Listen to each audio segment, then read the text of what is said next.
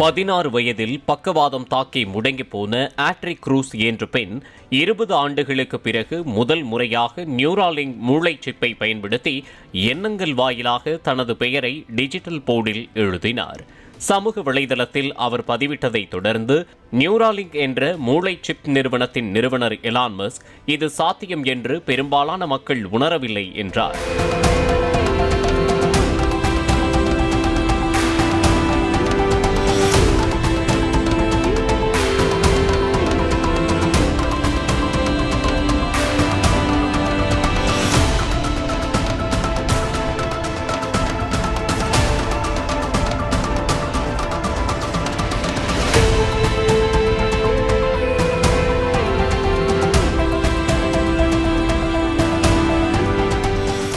Play store மற்றும் app ஸ்டோரில் இருந்து பாலிமர் செயலியை QR கோடு மூலம் பதிவிறக்கம் செய்யுங்கள்.